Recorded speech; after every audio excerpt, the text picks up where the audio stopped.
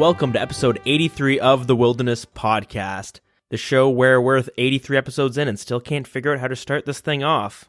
But anyways, I'm Dills, and with me as always is Deegan. Hey, how's it going?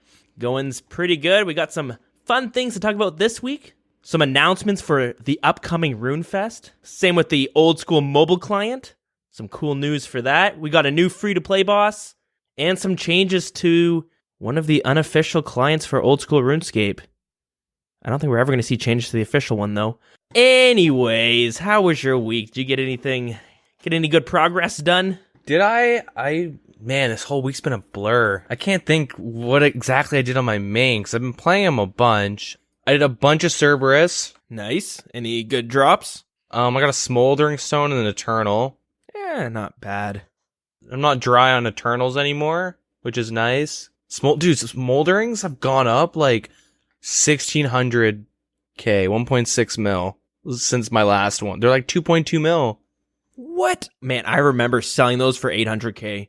Dude, and like Eternal Gem was down to like 3.4 mil when I sold it. So I pretty much, like, it's as if nothing changed because one went up a bunch, one went down a bunch. But like, I don't know.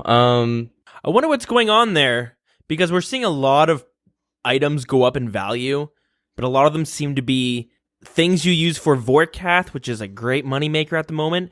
But at the same time, they're also, best in slot gear for many things. So with Raids 2 just around the corner, a lot of people are trying to buy them, get prepped and ready for that. Yeah. I think Arma, like the Arma pieces, Pagation's like 40 mil now or some shit. Yeah. Like that's so, dude, I bought mine at 20 mil. I can't afford them anymore. I went to go buy them when they were like 20, when I thought they were 20 mil, and I was like, I got 20 mil, let's buy some Pagations, and they're 38 mil. Yeah. Never mind.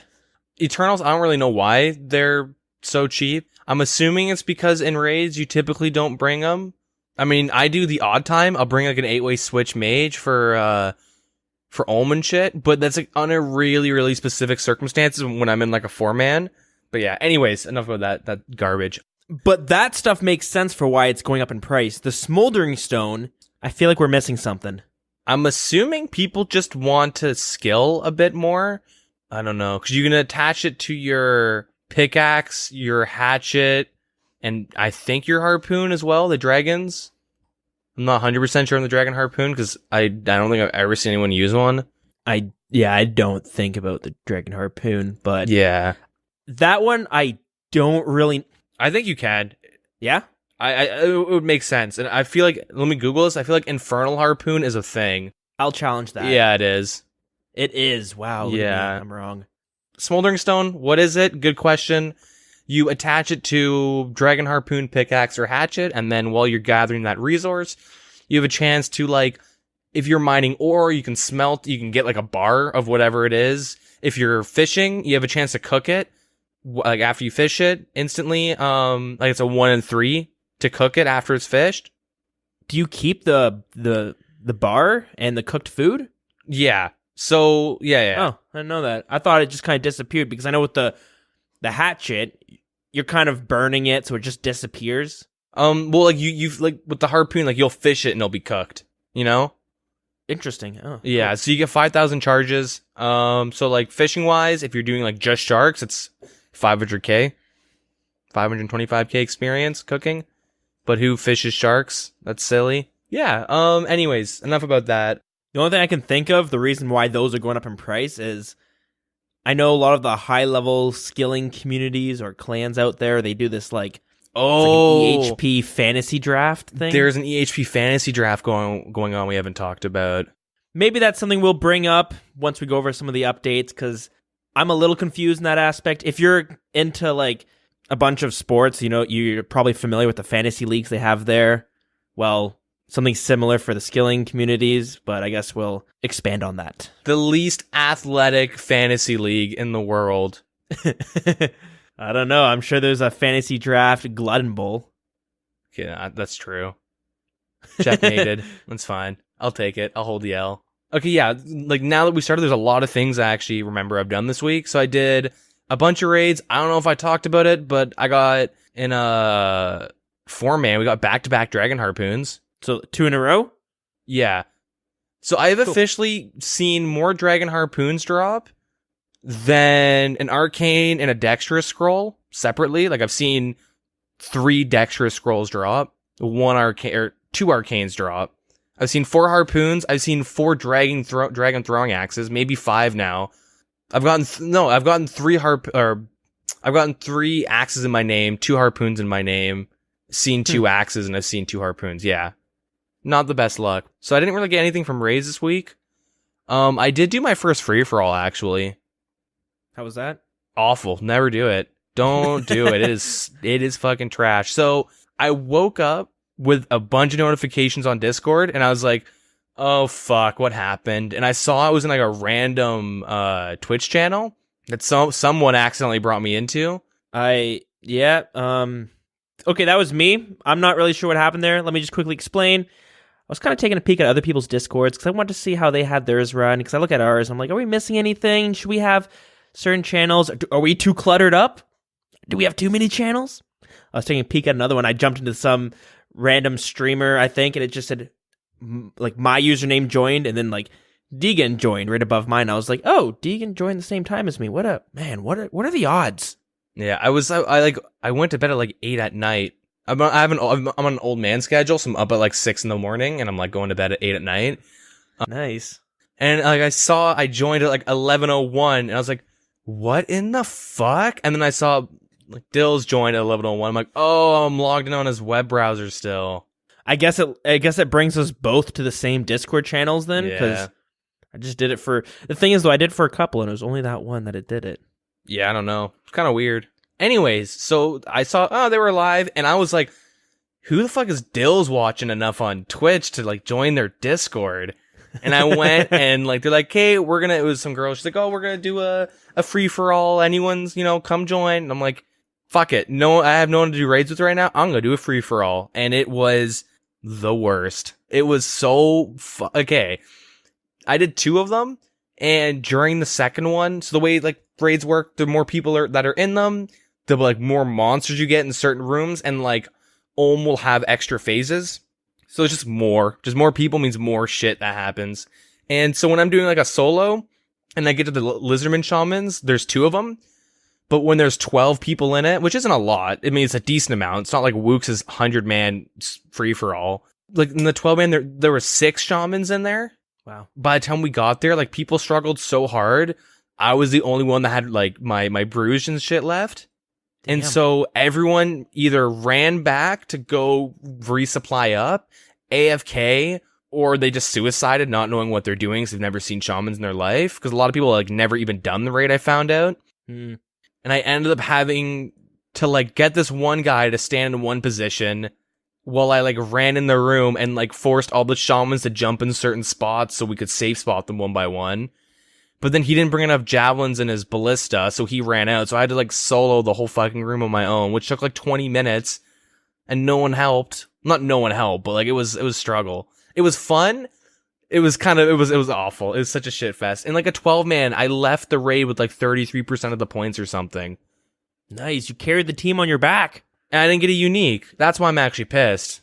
Ah. I had so many points, man. I was like, I don't know, I had a fucked up amount of points. Yeah, getting TP'd, getting someone to swap you for 50 damage because they don't know what to do. That shit sucks. Way she goes, I guess. I got good news though. It's not negative Deegan 100% this week. All right. I don't know how to take this one. I'm not used to it, but let's hear it. We've talked about it. We actually just talked about how like Arma and shit are like up on their eyes.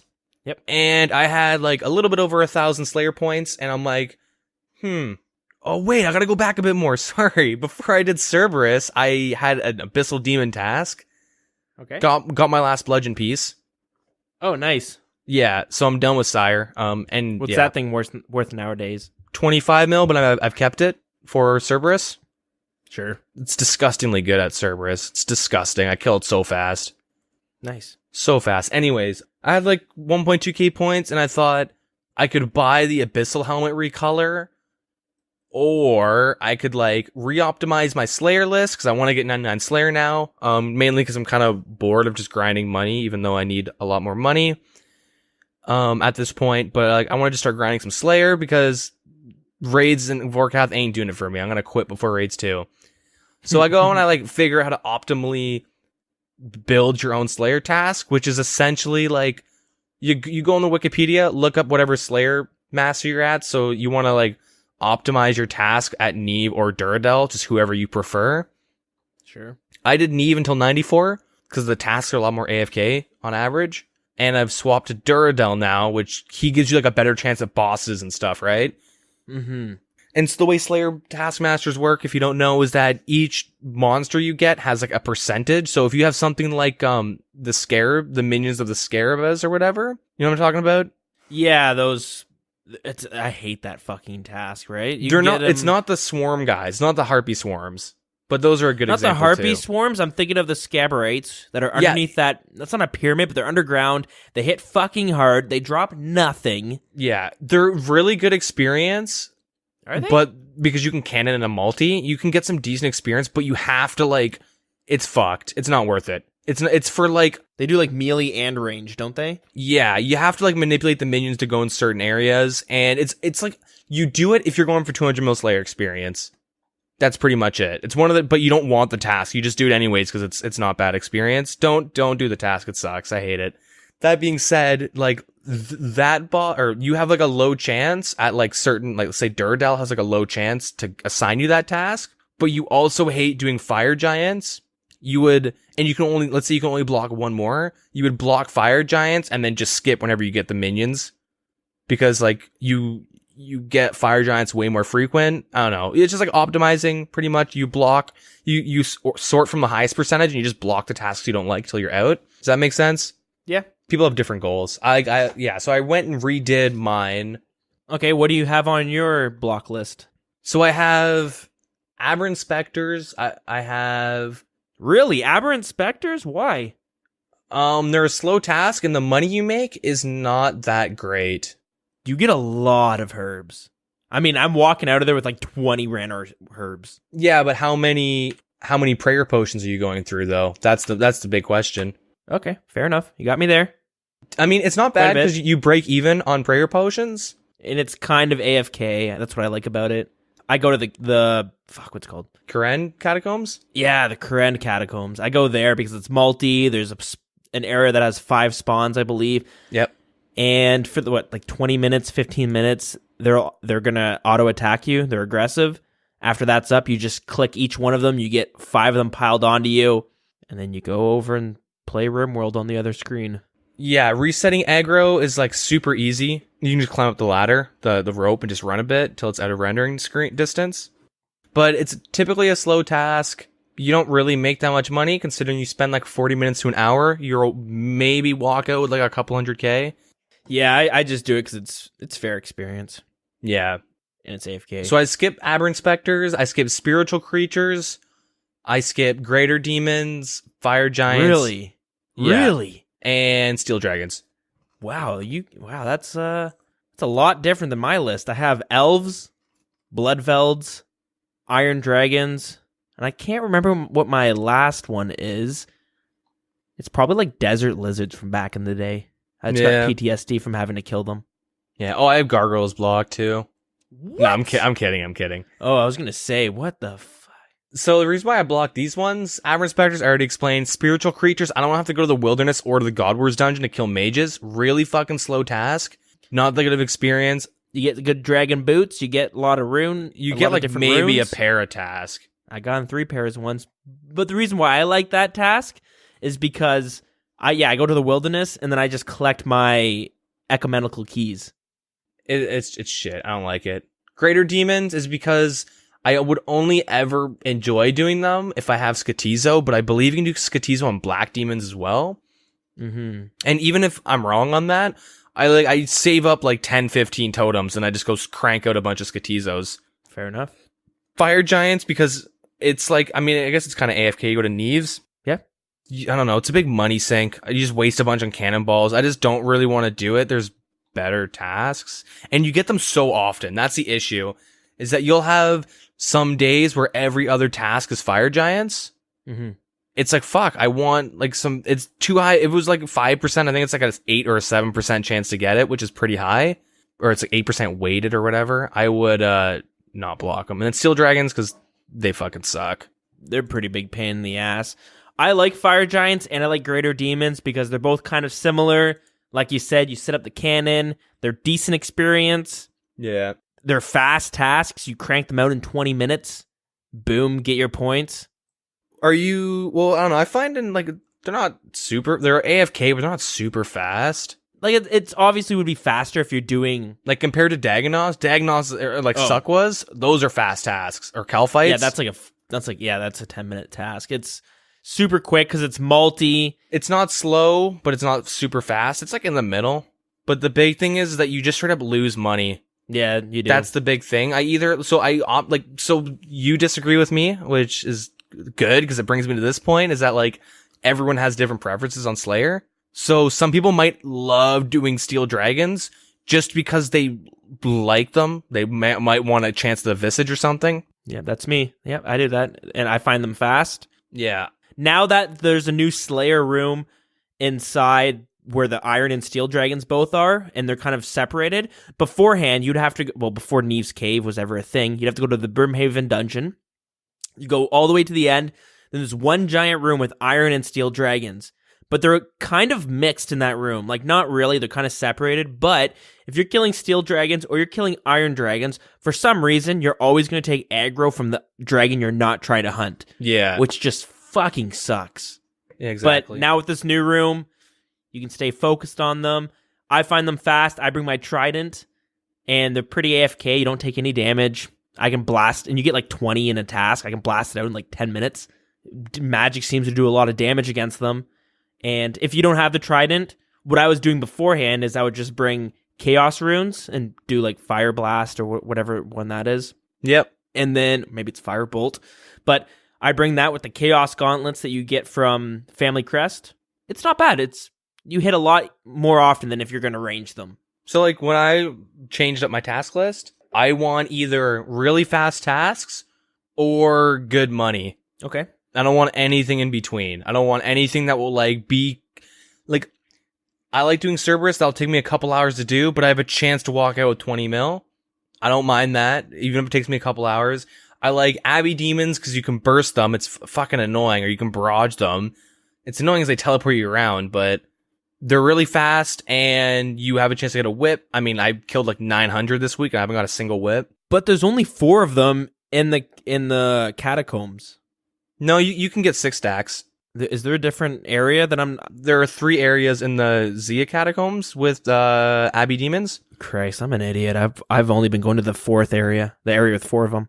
There's one right by the rope, and then there's one past the dragons where Elfie died trying to get to them. There's 2 rooms there, and you can stand in the hallway and grab demons from both rooms. I'm that dickhead taking up 2 demon rooms. And when you go, does he really need both? Yeah. I really do need both. I want a constant 6 stack. Come on. But yeah, and then, yeah, so I like either really fast tasks or good money. And yeah, so that being said, I went and spent my points on redoing my Slayer list. I bought Stop the Wyvern, which is 500 points, which is just so you can't get Fossil Island Wyverns. Because I've probably spent over 500 points just skipping them. Out of the way, slow, you don't make good money. Consistently, I mean. And then I bought an Aviansi's task because Arma pieces have been on the rise. I thought now it's pretty worth it to just start doing Arma because I never did Arma until this week. So I went and bought the task, quickly looked up how to do it, was like, okay, that's cool. You know, did the very classic, got an ecumenical key within 2 hours, barely within 2 hours. Because I have like the worst luck when it comes to the ecumenical keys. It'll take me like consistently an hour and a half per key. So you used the ecumenical key to get to Kriera, the Armadillo boss. Yeah, because I'm not wasting kill count on the minions. That's nuts. I've mentioned this before. I do waste my kill count because, one, I'm not going to kill Kriera 150 times because I can do like 3 in one fucking run. And the Armadillo minions, there's a spot you can do it so you're only facing one of them. It takes a little bit to get the 40 kills, but when you do the Fremenic hard diaries, I think it's hard, they drop noted Addy bars. Yep. So I walk out with like 40 Addy bars, it seems like. Anyways, how many kills do you get per run? So I average about 9. Whoa. I don't prey flick all the minions. If I could easily, if I knew, or Yeah, if I knew how to properly prey flick them all, I could bring it up to like 20 plus easily per task. I get 9, like that's my average. And so when I go in there, I kill about 4 minions and 1 Kriara per like kill count. Mm-hmm. So I kill the melee minion twice, and then Kriara, and then the other guys. So you kill the minions first? So the way, if you want to get fast kills, there's 2 ways to do it. One is just to, shoot your crossbow at Kriara, and the other one is Chinchampas. Right. So I'll bring like 250 black Chinchampas, like between 250 and 300. And what I do is I enter the room, run to the southwest corner, let the minion come up to me, and then Kriara comes up to me. And the way Kriara works is she ranges you, but if you're not focusing her, she'll melee you. So you can bring her on top of the minion, the melee minion, and you want to pray range because her range can hit you for like a 70. Yeah. It's fucked. So you bring them both in the corner, and then you throw your Chinchampa at the melee minion, because the way Chinchampas work and like barrage and stuff work is that like the way the game does calculations to see if you hit or not is based on whoever the main target's defense is. It doesn't do it separately. So the melee minion has like the lowest range defense out of all the minions. So you pretty much like you rip through Arma just by hitting him with chins. Wow. So you throw a chin at the melee minion, and as you get the experience drop, you click on Kriara, and then like a tick before you go to throw your next chin, you want to attack the melee minion again. And so that makes it so Kriara is like tricked into thinking you're trying to attack her. Mm-hmm. And it's done like that, I'm assuming. So like if you're eating, she doesn't just start whacking you for 30s over and over again. I'm assuming. I don't really know exactly why it works like that. So once the melee minion dies, like sometimes, well, usually he'll die before her. Then you can try and bring her on top of the range or the mage minion. I forget which one it is. I think it's the mage minion. And that one's kind of a bitch to bring her to, but you do that. But usually you just kind of got to get the melee minion twice. It's really, really expensive. It's really expensive. If you don't get one of her uniques, you're not getting shit. You get like 20k cash. You get a bunch of feathers. I lose like 2 to 3 mil. I don't know. I'll lose like 3 mil plus if I don't get a unique, because chins are expensive. Yeah, and that's why I don't do the chins. I was actually streaming it too, like me learning Kriara. Plug, a little shameless self plug. Kill count 14. I got a Armadillo chest plate. Seriously, what the fuck? 14. All right. And here's another thing I should have added. I was thinking, I've been so unlucky at Bandos and Sarah recently. Oh god, yeah, okay. I have to get lucky at Arma. That's like literally what was going through my mind while I was like running to her, like, or him. Sorry, I always call Kriara a her, but deal with it. Isn't it a female? I think it's a guy. I think it's a dude. Someone on stream or someone was telling me it was actually a dude. I don't get that vibe. Yeah, I don't know. Yeah, I was just thinking like I better get a drop off him. If not, then I'm like really unlucky. Just the way, I'm like stacking bad RNG at Bandos, and then I go solo Arma and go for like, the big drops. So, like with the 4 uniques she drops, there's one that's like 4 mil. The helmet, the hilt, Armadillo hilt is like 20 mil. The legs at this moment are like 36, and then the plate is like 44, the chest plate. Mm-hmm. So I got super lucky getting the chest plate, and that allowed me to go buy my ancestral robe tops. Nice. So check that one off the list. I got 1/2 items to go: the ancestral hat and the arcane shield. Shit, get in there. So I got like a month to get all that stuff. What else? I feel like I did some other things. I don't really know though. Did some PKing and stuff. I actually just started up my pure, just like yesterday or today. I'm in the process of starting my pure up. So that'll be a little while though. I'm taking it slow. I'm gonna like stay in free to play, get all like the random bullshit skill requirements while I'm there, just so once I bond up, I could pretty much just rush all the quests I need. Okay, yeah, fair enough. Yeah, I feel like I'm missing something, but I did so much random shit this week that it's kind of hard to pinpoint it. Oh yeah, I guess I should mention I got like 54 or like 60 Arma kills. Kriara kills, I think. I might have a bit more. Because yeah, you kind of rip through your tasks. Like I get like 3 trips per Aviancy's task. Mm-hmm. And then I just finish them off. I'll just walk out the room and then pray flick the minions and just get the last 13 or whatever I need to move on. My week consisted of getting 90 wood cutting. Not bad. it's a good AFK skill, so I'm slowly getting that while I'm doing other things. Tried out some redwoods because I was like, it's supposed to be a lot more AFK. And it kind of is. But the problem is, so if you don't know, in the woodcutting guild, there's 2 trees that are redwoods, and there's 2 levels to each of them. Each section has 8 different places to chop, and that's just 2 on each side of the tree. And you basically, like, the idea is you can click it and leave it for 5 minutes, and you'll just slowly chip away at it. And you're supposed to be able to get some decent experience. Few problems is, one, if you go to a world where there's a lot of people cutting the trees, then it's not like with a magic tree. So let's say I'm playing League of Legends while I'm woodcutting. With a magic tree, if I cut down the tree, I can easily click on another tree because there's like 8 of them and they're lined up in a row.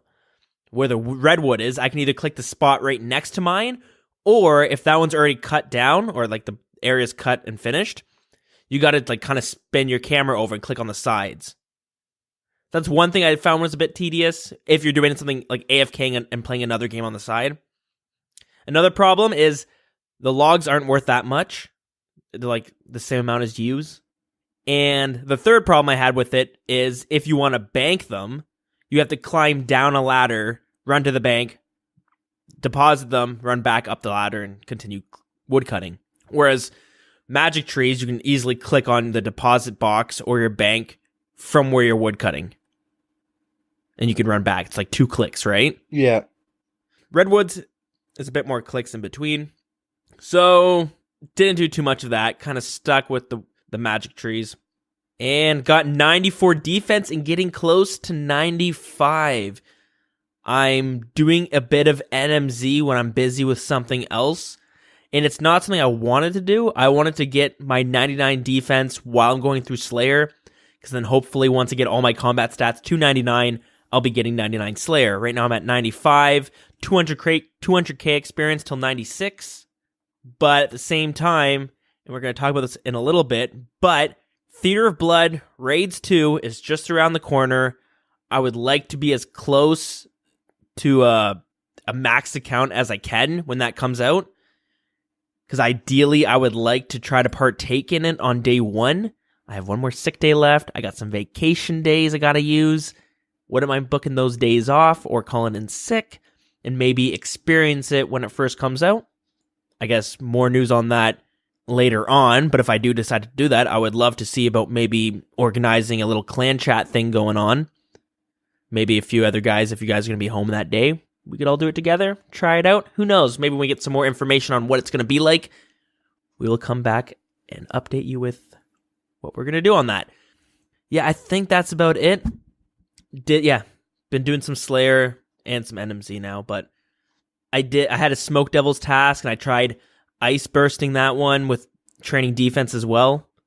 That's a pretty good skill, pretty good task to be ice bursting. You can get a lot of them stacked up. Yeah, drop your cannon down, run from pillar to pillar. It's pretty easy. But yeah, I think that's basically it. Oh, I had a master clue last week where I had to get 87 Herblore. I was able to get one of every other clues, so I dropped my last master clue and got this new one. This one required me to get 80 Herblore, and I was at 78, so I was like, okay, not a big deal. I'll train them at 2 levels. It's going to cost me some money. I ended up making ranging potions. It was decent experience, but I ended up losing like close to 2 mil. I made like 2,000 of the potions. So it hurts the bank a little bit there, but whatever. It's kind of expected with Herblore. That's basically it. Kind of had an awkward encounter. I guess I'll bring it up real quickly because I guess it's kind of funny, but it was a little awkward, and it kind of brings us around to why the clan chat system sucks. I was going to get my new task at Shiloh Village. Level 120 there starts asking me some questions about how to boss and how to do Slayer. Kind of weird that a 120 is asking that. They had like 75 Slayer, so I'm like, why are you asking me on how to do Slayer? You should kind of know how to do this, unless if I can stall that account.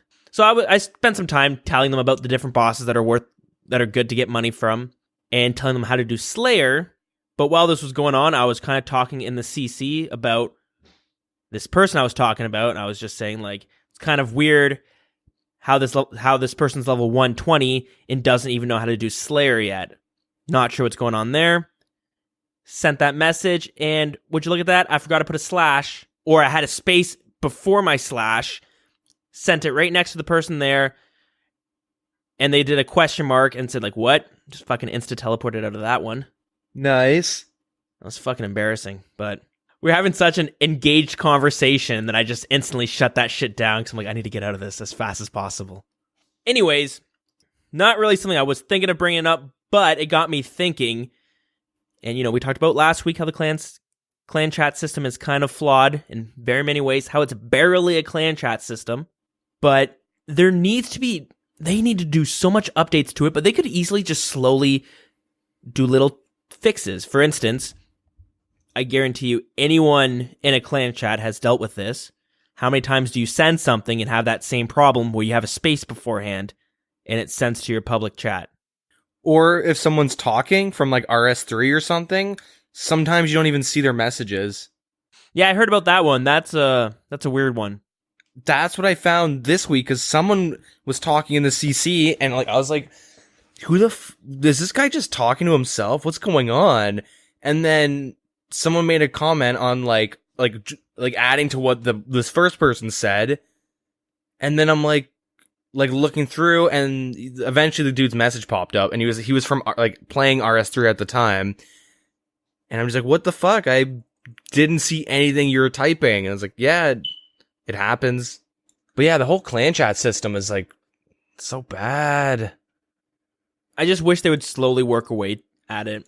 Yeah. What many other games do is, if you're talking to your guild or you're talking to a friend, you would do /R to do a reply to a friend, or you do /G normally for guild. And then when you pushed space, it would automatically change it, so will automatically be talking in your guild chat, and then you just type things and it goes straight to your chat. And then if you want to go back to your general chat or public chat, you have to do a /S/P maybe for public, and then it would bring you back there, and then every message you type from there would go to the public. It would be nice to see something like that in old school RuneScape. If not that, maybe have it so that if you look at your chat system now, you'll have at the bottom, you'll have an all, game, public, private, clan, and trade tab. It would be great if you could just click your clan tab, because when you click on it, it'll only show your clan messages, which is great if you're at the Grand Exchange and all the spammers are going off and you would still want to, let's say, talk in your clan chat. You click the tabs, you can see only the text for your clan. It would be great that when you typed there after having that tab selected, all your chat messages would go instantly to the clan chat. Yeah, I don't know who was reading clan chat, like only, like specifically like having that option up so you just see clan chat, but then also talking to everyone at Wintertodd. Oh, geez. Like what, I don't know in what world. Well, I mean, I guess the memes, but like, yeah, I agree with you. They should have like a more consistent system, I guess. It just makes it easier, because if you're clicking your clan tab to only read your clan messages, like, why are you going to be talking in your public chat? Yep, exactly. So it'd be nice if it went instantly there. So that was just something I was thinking about, or maybe have it like other games do it, where you do a /C and it brings you to the clan chat. It's frustrating though, and I hope we can push for that to be a priority. And I mean, not like us, I mean like old school RuneScape as a whole. We can push for that for when the new RuneFest comes along. This is something that they're going to tackle on it. Because when we compare old school RuneScape with RuneScape 3 is a lot better system. Like the clanning system is an actual thing, whereas old school RuneScape, it's something the players made. You have to go on websites to, you know what I mean? Like be a part of it. You have to be on Discords and stuff like that, because being on just a clan chat is not going to work. Yeah. Yeah, I'm not trying to regurgitate this conversation again, but I would love them to fix it. Have you played much of the RuneScape 3 and seen their clan system? No. I don't know too much, but I do remember playing when they first released, or maybe it was after just recently they released it. The whole clan citadel or the clan castle or whatever it is. Yeah, that stuff was cool.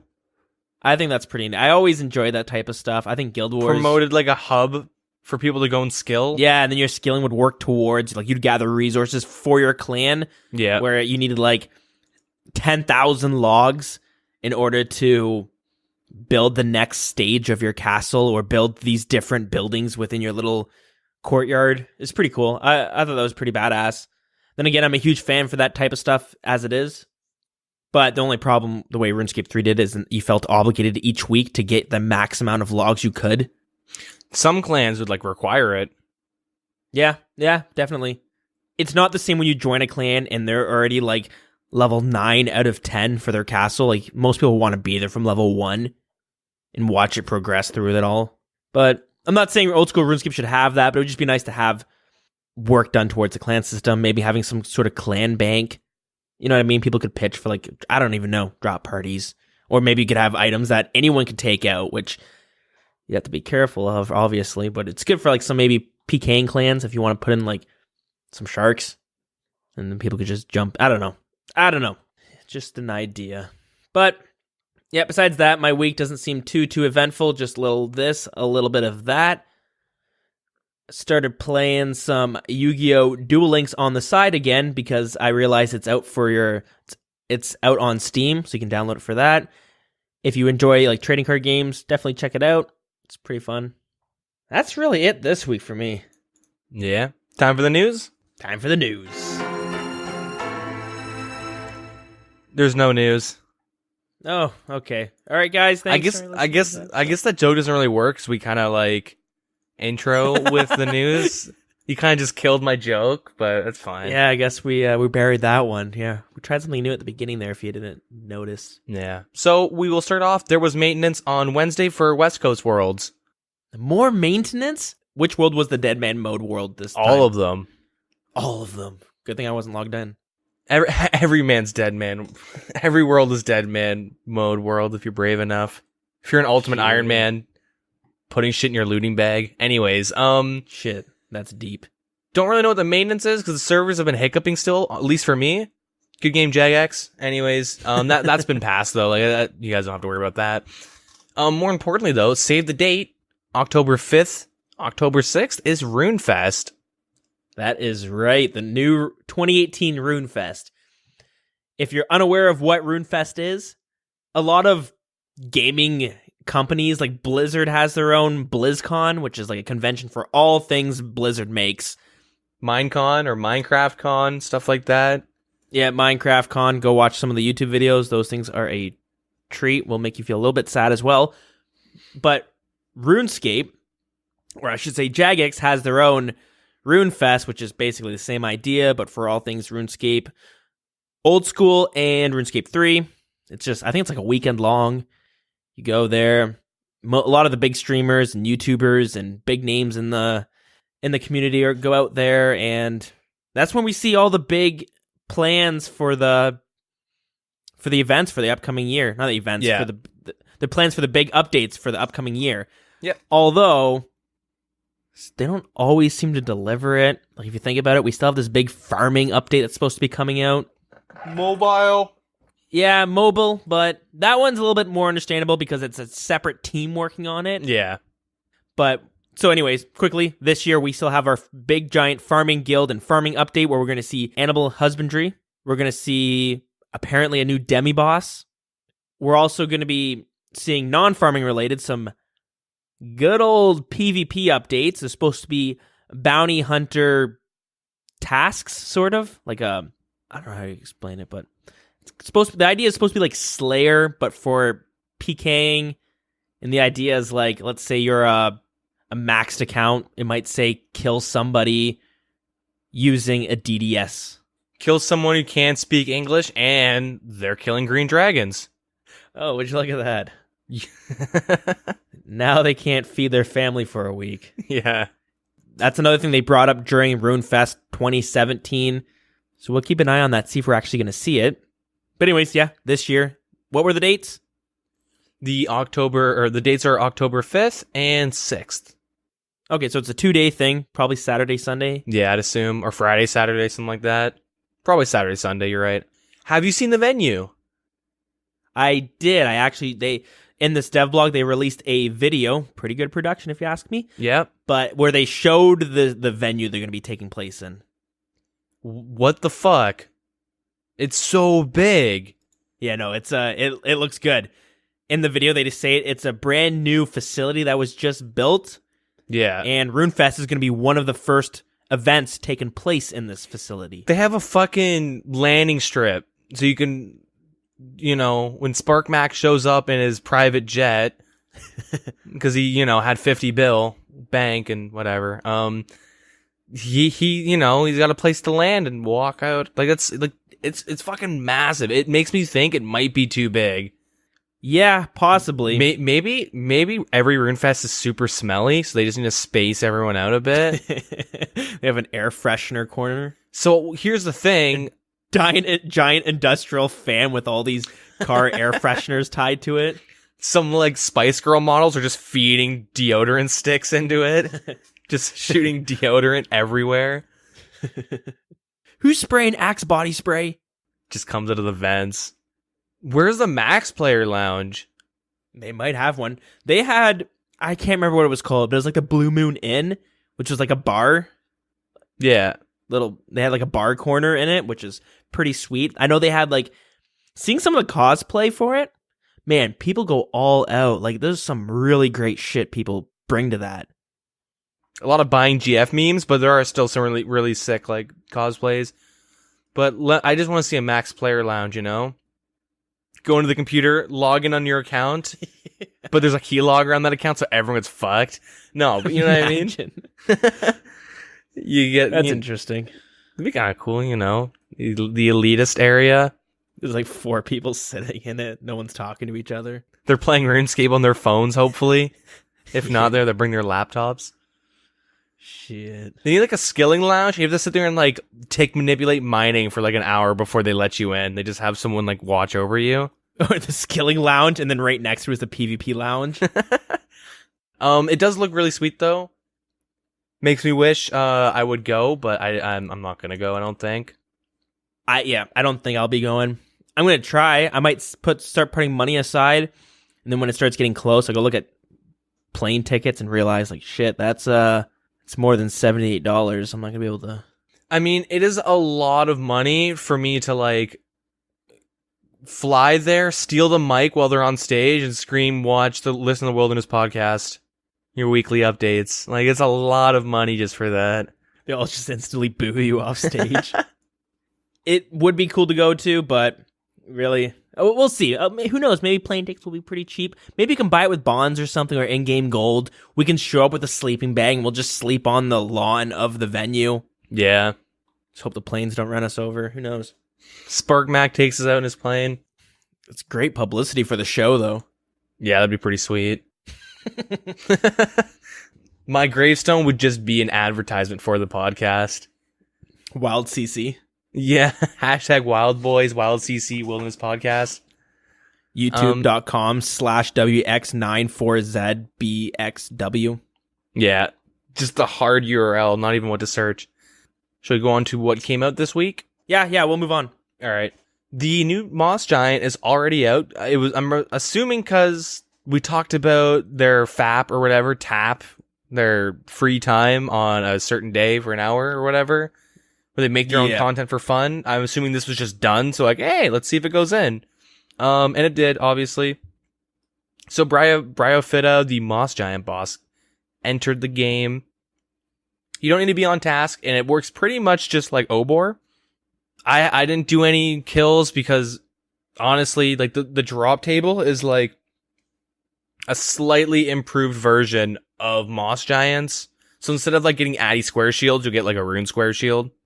Yeah, okay. The only cool item to go for would be for the staff, but even then, I don't know. I don't find it was worth it for me to try to go get it. I did see that like it has one mechanic where it spawns these saplings and you have to pick up an axe that's in a log, and like kind of like rock slugs and gargoyles and desert lizards, when they're almost dead, you like use the axe on them and you'll like finish off the saplings. Kind of cool. But yeah, this boss came out. You can get the anti-poisons from the apothecary, 1 Catava and a Limpwort and 5 coins, and you will get and anti-poison.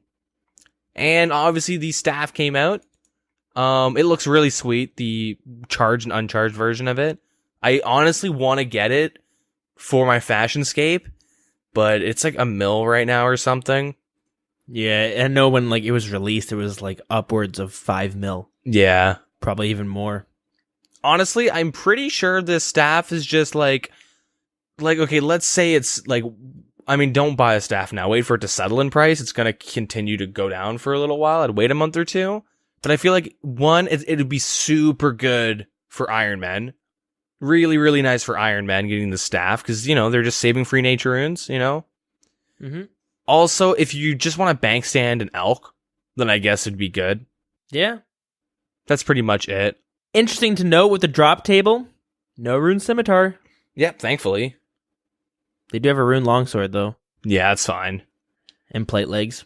That's fine. Fuck it. I'm not an Iron Man free to play, so. Yeah, fair enough. The drop table doesn't look like anything too special. Yeah, it's pretty much geared for free to play players. You know, you like grinding moss giants, and then, oh, I have 20 keys. Let's just go do a bunch. Yeah, and it's good because, like, kind of gives them a chance to, I don't know, you know what I mean? Like, you could get lucky and get closer to that bond you're looking for. Yeah, I do like how, like with Obor, if you're killing Obor in free to play, you get 40 magic, whatever, the death rune, the blast, the wind, a fire blast, somewhere between that level, whatever you feel comfortable, and then you use bind or whatever, because you can't use a level 50 entanglement spell, the snare. You bind them, mage them, and you just kite them around in circles with prey range up. And so killing Obor in general in free to play is like super lame. And it's kind of difficult for a free-to-play if they're doing that as their first boss. Like, there's times where on my free-to-play account, I almost die because, like, you have to be pretty on point with the timings of your binds and stuff. That being said, I like how this boss isn't like that. In terms of, like, to kill it, you do some gimmicky-ass shit. Like, it's kind of like, drink your anti-poison, kill it, oh, it summons these saplings. All right, time to go fuck them up. Get that wood-cutting axe and cut them down. Like, yeah, I think this boss is, like, more well done than Obor. Which is good, and both these bosses are pretty cool. There's a lot more mechanics to it than even, like, these bosses are technically kind of harder than the giant mole. Yeah. Calfight Queen. Giant mole, in terms of mechanic-wise, damage-wise, it's different. Yeah. Because Calfight Queen is just don't die. Wear Varix and just don't die.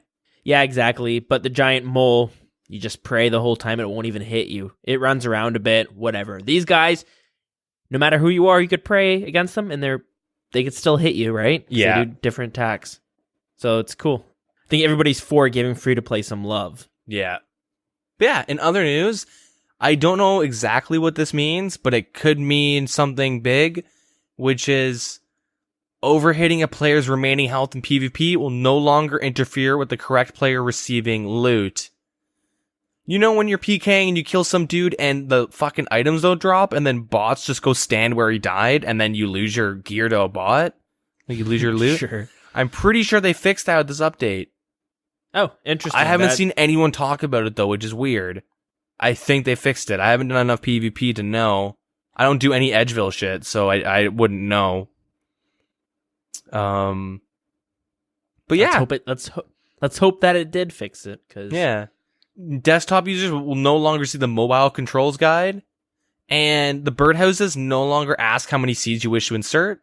They simply assume you wish to insert as many as possible, and the raw bird meat from birdhouses are just dropped. They don't go in your inventory when you harvest them. That's pretty big. I don't do birdhouses, but I know that's like the main complaint, or the only real complaint is like you just gotta drop like fucking 20, not 20, but like 8 bird meats after you check a house. Yeah, and that's good that they you're not using bird meat for anything. Although it does make it so that if they ever bring like some new bird meat pie, they're gonna have to maybe look back at this little change and revisit it. Add another toggle. All right, toggle it up. Last week we talked about being able to store your penance gear, and you needed to store the gloves, boots, legs, chest before you could put the hats in. They now made it you can just store the hats in whenever. So they went back on that. Cool. Yeah. Okay. Trying to shove special attack against a large NPC or a player who's recently been shoved by the Dragon Spear, Zami Spear, or Hasta should no longer stall your standard attack with those weapons. Okay. That's it for the other news. That's pretty much it for the news. Cool stuff. I was pretty surprised to see the Moss Giant boss come out so quickly. Like, when it came out on Thursday, I wasn't even aware of it until like a couple days later, just because I just wasn't expecting it. I'm busy at work. Every year around this time, I'm busy at work, so I can't always see the dev blogs as soon as they come out. Yeah, just the way it happens. It's the classic May 2-4 grind in construction. It's so fucking hectic. It's awful. It's fucking... Some of the shit has to be illegal that they make you do. There's got to be some labor laws. I remember putting like a 16-hour shift one day. Oh, I don't do that. I put my foot down on that shit. They don't like it. True. I'm a little bitch, so I kind of just do what they tell me. I'm good at making excuses. Let's just say that. True. Yeah, I'm not so much. Anyways, though. Yeah, I mean, the content, honestly, is DOA. It's pretty dead on arrival for like 99.9% of the player base. It gave people like something to do this weekend. Like, oh, I'll try out this boss. Oh, it's shit. All right. Hey, is this staff cool? It's cool. It's not really that useful. Okay. Then that's it. That's pretty much what the content was, but it was done in free time and FAP time. And like we said, to kind of beef up the free-to-play experience, you know, it's one of those what's good for the goose is good for the gander kind of situations. Yeah. It'll help everyone in the long run, hopefully. See, now here's my opinion with the free-to-play updates. I kind of feel like they should be done with free-to-play updates for a solid year and a half now. A year and a half. Because if you're free-to-play and you're killing this Moss Giant boss and you're still not sure about buying membership, you're either just going to grind for a bond, which doesn't contribute to the game, to like, not to the game. It does. To the, like, the money situation that Jagex has. It doesn't really, like, it doesn't make them money. It indirectly does make them money because... Yeah, people buy bonds with real money. Yeah. The more people who want the bonds, the more expensive they will be, which kind of entices other people to like, well... Yeah. Bonds are now worth 7 mil. I can buy a whole lot more with that than when they were worth 2 mil. Yeah. So... But, like, typically, it's supposed to be a demo, and if you're killing the two endgame bosses and free to play, and you're still not really willing to shell out, if you're still not willing to shell out money for the game or a bond, you know, let's say you want to see, like, it's like, well, what do we have to do for you now? You know what I mean? Like, it's kind of like they've given a new set of like they gave the Zamrock robes to free to play. They gave energy potions. They've given 2 bosses. Like, they gave a bunch of gilded gear and shit. It wasn't this year, but recent, like last 2 or so years or whatever. PvP worlds, that was recent. Like, what else could they want? Like, Jesus, do they want like member skills now? Do we have to give them Slayer and agility? Do we have to give them agility? Don't touch my Slayer, but yeah, you can take agility. No, you know what I mean? Like, there's, unless they go like with the RS3 route and they let you get like level 5 and free and member skills now. That's interesting. I didn't know that. Yeah, I know at one point you can train them up to a certain point, but it's like, you don't need to. We've even talked with RuneScape 3. They released fletching as a free-to-play skill now. Yeah, and I mean, fletching is a pretty skill. It's whatever. If any skill is going to be free-to-play, fletching's going to be the newest one. You know what I mean? Yeah, but even then, it's like, geez, we gave him Castle Wars. like, we're doing a lot for a trial version of a game. I think that, just chill out on it for a bit. Don't make content in hopes of, free-to-play people will grab onto it and then buy membership. Yeah, you don't want it to get it to a spot, which it'd be very hard to get to the spot. Somebody's, playing this game for the first time, they're free-to-play, and they're like, oh, there's a Moss Giant boss. Well, I was going to pay for membership, but since this is in the game, I'm fully satisfied. My fun level's at a peak. Membership, don't need it. I got all I need here. There's 2 bosses, PvP worlds, all this stuff. Because right now where it sits, I think all that adds, great fun to the game, but most people are going to, look over that hill and they're going to be like, but those dragon weapons look pretty cool. Yeah. What about that? What about those raids that are coming out? I feel like as the game, the members experience gets better with these new raids, these new quests, all these other things that are like super high in quality. You kind of you drop in a little bit for free to play so that they can like, oh, this is fun. They get more addicted or more pulled into the game, and they start looking at these raids, the new raid content, and they're just like, that looks fun. This, you know what I mean? This looks so much better in comparison, which it does, and it will, right? Yeah. So it makes sense, especially with mobile coming. It totally makes sense why you want word to go around when somebody's like, I'm looking for this new game. Oh, play old school RuneScape. Yeah, but, with free-to-play games, there's always microtransactions, and there's advertisements every 10 seconds, and you're stuck with using energy, and then all this stuff. It's like, no, old school RuneScape, the free-to-play experiences, it's fun. It's great. Since we're done with the updates, like, we pretty much are perfectly segueing into some shit I wanted to talk about, because there's no more updates to talk about. So, you know how you're saying when mobile comes out and you want, like, all the new players to come in? Mm-hmm. Honestly, like, I'm starting to think, I like, Jagex is okay. Company's okay. I love the game, though. I'm starting to think that, like, Jagex isn't equipped or, like, capable of handling a big player base. Why is that? Is this taken into regards how we're running on a polling system? Well, yeah. That's a good point. That definitely makes it kind of even more squirrely, right? It's frightening. It's frightening, but yeah, they pretty much admitted that they don't really know if an update's good for the game, so they're just gonna let everyone figure it out. So, like, I remember, like, the golden days was what, like 250,000 concurrent players way back in the day? Yeah. How many of those were legitimate players? Another question. Let's just pretend they all were. Let's just say there was no bots. We know that's a lie. Probably a lot of them were bots, but I do have memories of, like, logging in and seeing 250,000 people on RuneScape right now and being like, oh, dude, multiple worlds being full. Yeah, remember how hard it was to get to World 2? Like, I can't go to your world right now. It's full. They had, like, an overflow for if you're trying to buy shit in Varrock or something. You just go to, like, world, you go to the next world. And in those days, you did not need to have event-specific worlds because you could do anything on any world. Yeah, exactly. You know what I mean? If you want a PK, you don't need to go to World 18, Bounty Hunter World, for Edgeville PKing. You jump around between all the worlds. Yep. And there's always people fighting.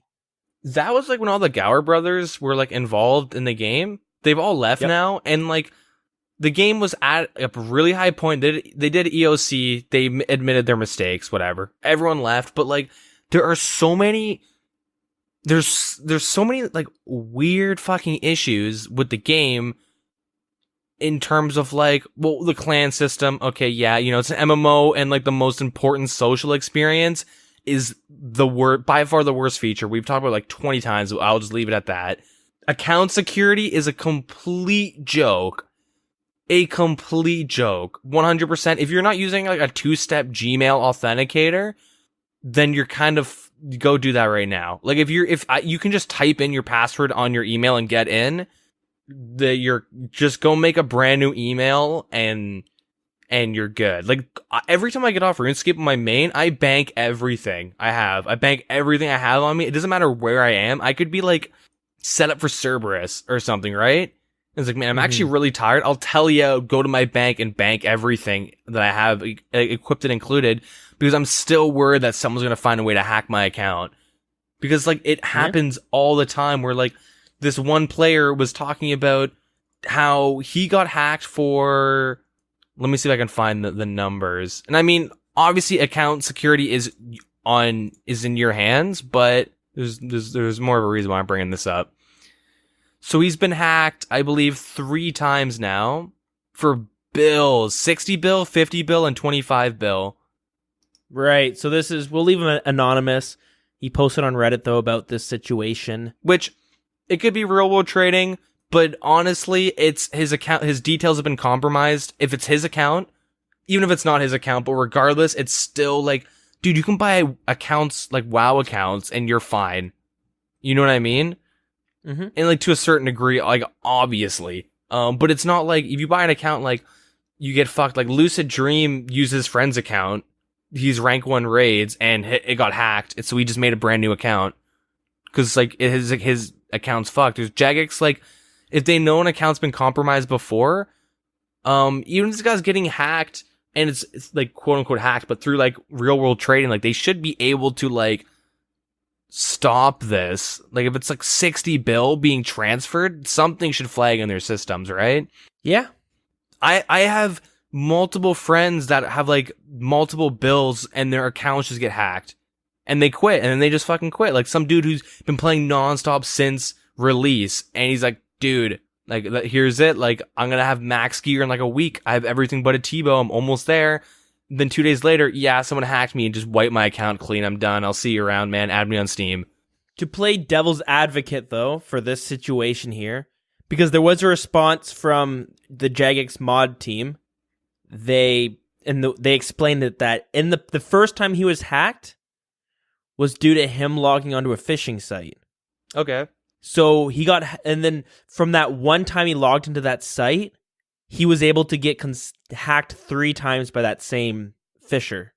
So quickly we'll run through it because internet security is pretty important. Yeah, don't click any stupid links. There's no double EXP weekends and stuff like that. Don't type in that YouTuber's name who's advertising at the GE. Like most people know that, but the main thing is like if you get your account phished, like there should be an extra step.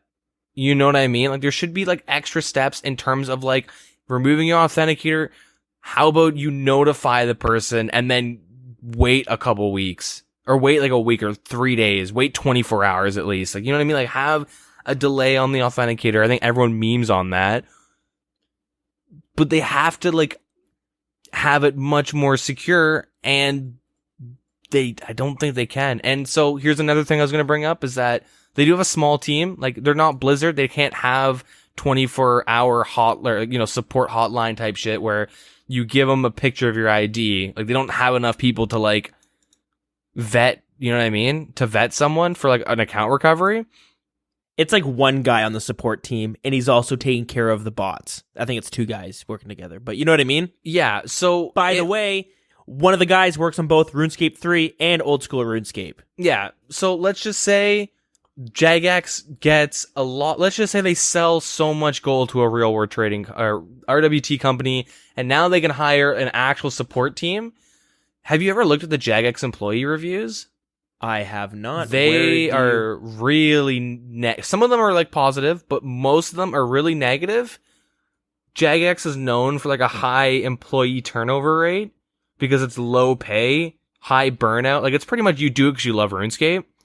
Yep. And that's it. You make no money, you work long hours, but like every employee review is like this company has no direction. The like managers are all fucked in the head. I'm paraphrasing. They're all fucked in the head. They don't know what they're doing. It's all like a big yes man type game. There's certain employees that have like more pull or I guess clout if you're into like new slang. But in terms of like some people for no apparent reason have more say over something when they shouldn't just because they are who they are. This isn't like old school specific. This is like a whole Jagex issue. If you go through the employee reviews, there's a lot of like really concerning things in terms of like if they had a big support staff, like it wouldn't last. Like people don't last that long at the company.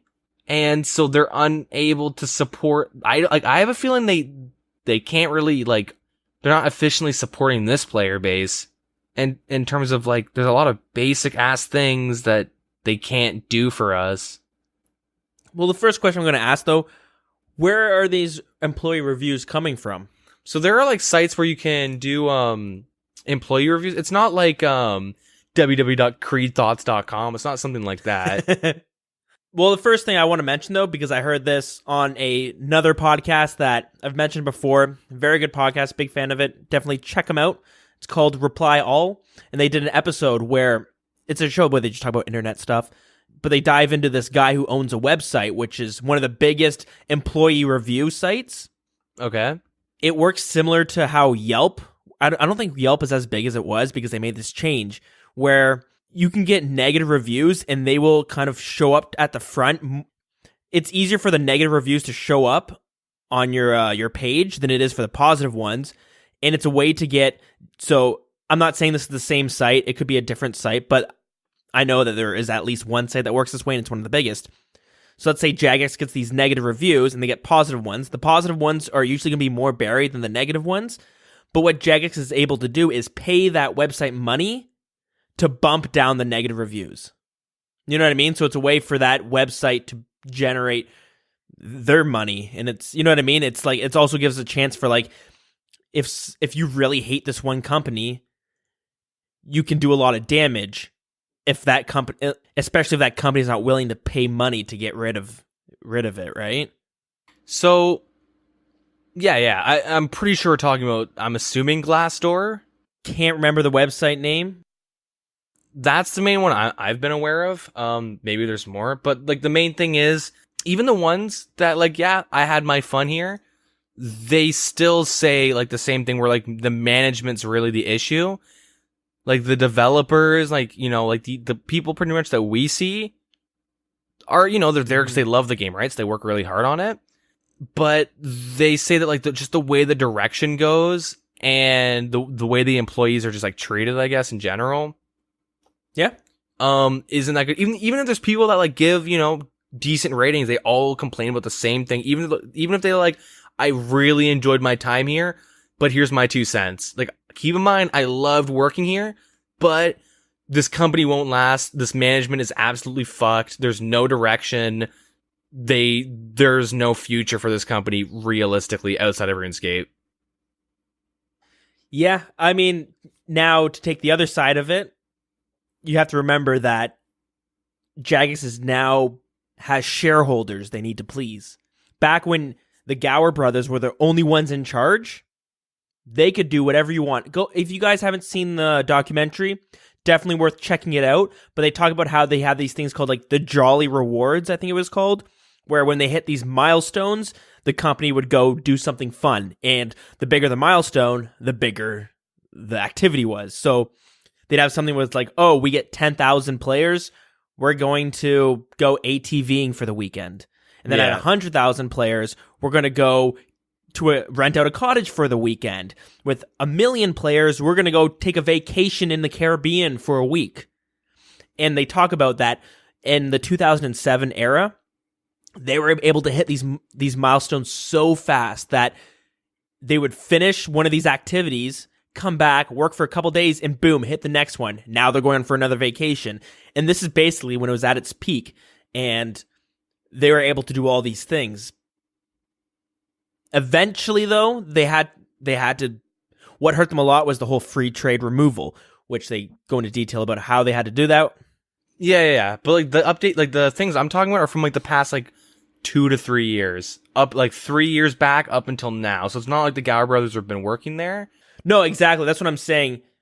The whole thing has changed because eventually, when they lost a bunch of player base, they had to get money from somewhere else. So they got investors. Now they had these investors to please. The Gower brothers ended up quitting because they felt like the vision of the game isn't what they had. They didn't have full control anymore. So their vision of the game was getting taken away. So then they're like, you know what? I don't really want to be a part of this because, you know what I mean? It's your creation is suddenly not your thing anymore. Fast forward to 5 years, here we are, and we have this Chinese mining company that owns it, which is, I think it's safe to assume that they're kind of not in touch with the player base. I highly doubt they are. Yeah. Well, you know. Yeah, now they can't just like, it's not whoever's in charge at Jagex HQ, he has a boss he now has to talk to. And this boss doesn't really give a shit about this game, except for the fact that how much money is it generating them. Yeah. I'm making a lot of assumptions here. I'm pretty sure, like, the way, I don't think it's like, hey, Chinese overlord, can we please put in this new boss? No, exactly. It's more of like, fuck, we have to pump our numbers up, so we're gonna raise membership up a bit.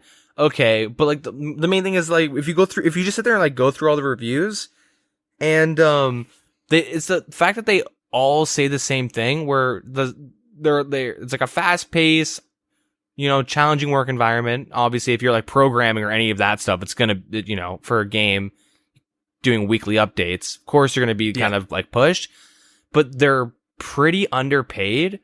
Culture, people complain about the culture and management / middle management. They say there's like a lot of really fucking weird shit that goes down in terms of like, they're not specific obviously, but they just say like, they're effed in the A.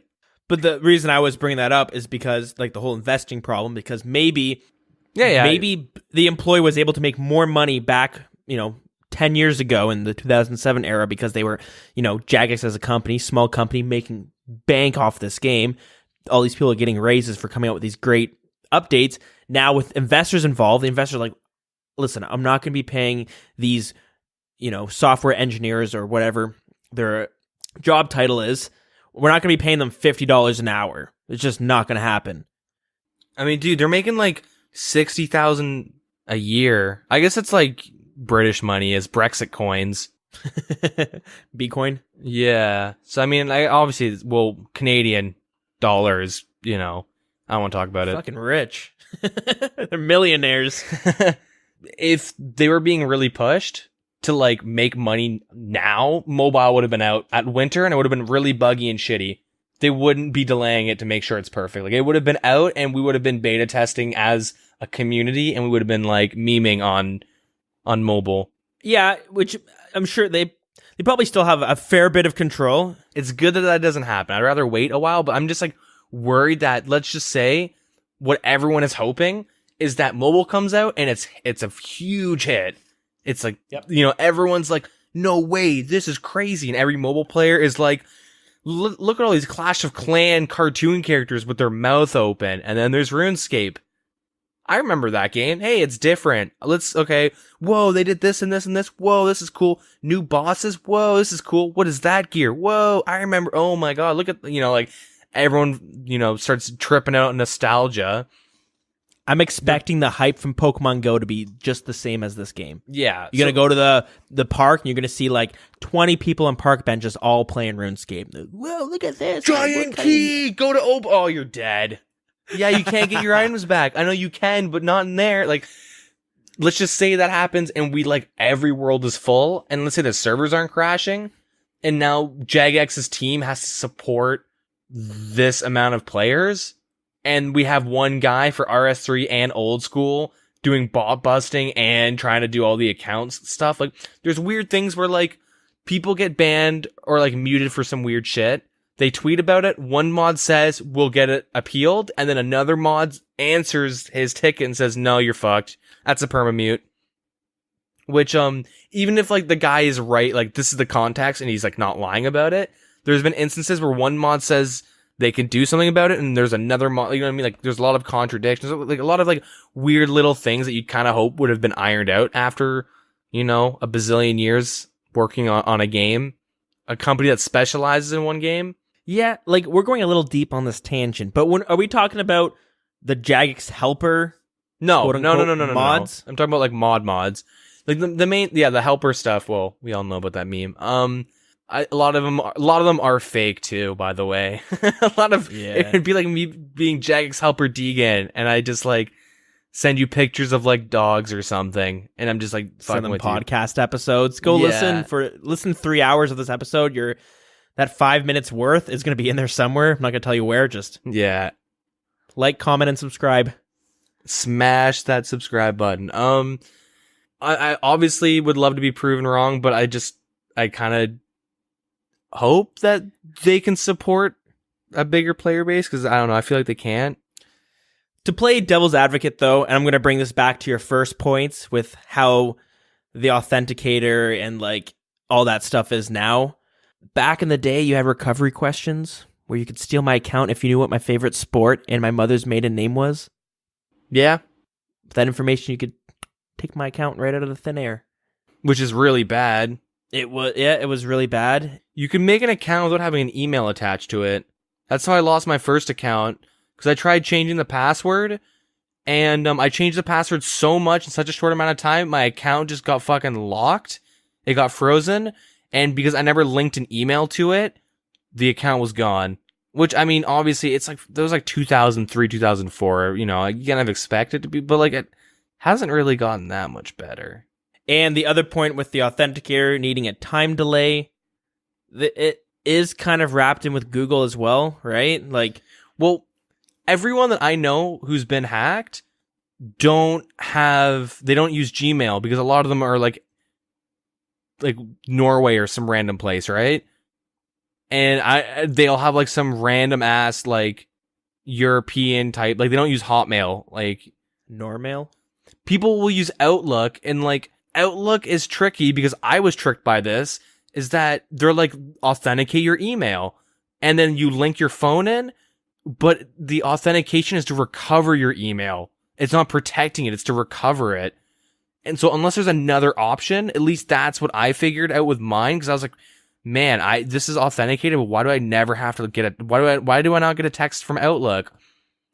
And like, I feel like you kind of have to link your RuneScape account to a clean Gmail account with a unique password that's two-stepped, and then have your RuneScape account with another unique password. Like, I have two completely fucking random passwords that if I were to die right now, no one could ever see what was in my email or my RuneScape account. Like, they're so fucking random, like, no one's gonna get them. And I'm still super scared about someone hacking my account because it's like, fuck, it could be so easy. Obviously, I just kind of hope I'm wrong. Hopefully, it's like, actually, no. In the Jagex has this type of a plan for its support staff. If this many players hit the base, this player base hits this much, maybe they'll start paying everyone more, which will mean more people want to work there. Yeah. Anyways, we'll have to see. Yeah. So this tangent got a little off rails, but we're gonna segue this through, keeping on the idea of how Jagex will handle an influx of new players. So it's something I want to bring up, and this was mentioned on the subreddit, a suggestion by the user Poipo. He suggested maybe giving an untradeable bond to free-to-play accounts after completing Dragon Slayer. Ooh, I don't like that. This untradeable bond would only last for 7 days. Ooh, I don't like that. You don't like this? No, you can do Dragon Slayer in a day. So are you worried about bots? Yeah, I can make an account and have Dragon Slayer 2 done in like 3-4 hours, easy. Okay, fair enough. And the thing is that there's a 72-hour timer until like a suicide bot gets destroyed. Generally, you'll see bots that they bought for like either 48 or 72. I don't know. They'd be able to like really abuse it. I guess they would get caught somewhere in the process. They do say most bots get caught in Tutorial Island. So maybe bot farms that grind for this bond. It really isn't that hard though to get Dragon Slayer 2 done. And the main thing is that after 7 quest points, you're Dragon Slayer 1. Yeah, sorry. Yeah, make a new Dragon Slayer 2 for a weak bond. That's I'm down for that. Oh man, I'm so down for that. For Dragon Slayer 1, you only need 7 quest points till you can trade with people, till you can trade any items with anyone in any amount. Mm-hmm. And if you you either get 7 quest points or 18 hours of playtime. And so what you can do is do Goblin Diplomacy and Witch's Potion and Romeo and Juliet. I think those like the ones that bots do. Maybe Imp Catcher. I don't know. Every time I make an account in a pure, I go, fuck, I can't trade this item. Like with my pure account, I was like, man, I can't trade like oak logs, which makes sense, but I can't trade shrimp because I'm just grinding out some stats. So I went and did Imp Catcher, Witch's Potion, Romeo and Juliet within 30 minutes, easy. But if the bots are going for Dragon Slayer 1, like they're gonna get that 7 quest points effortlessly. And it just allows them to like maybe go halfway and then start botting harder. And now Jagex has to like look for multiple, you know what I mean? Yeah, okay, so yeah, your only issue with that is that how easy it might be for bots to get that. Is that what you're getting at? Yeah. So let's say if they had a better system in place to catch bots, which we see a lot of bots, but the mods have told us that we see how many bots make it through, but you don't see how many bots get banned for the most part. Yeah, I mean, it's a numbers game, right? Yeah, where, as you mentioned, most get caught in Tutorial Island. by the thousands. Yeah, thousands every single day. Yep. I don't know. It's like an anthill that's like in your bedroom, like a big old fucking gnarly anthill. Mm-hmm.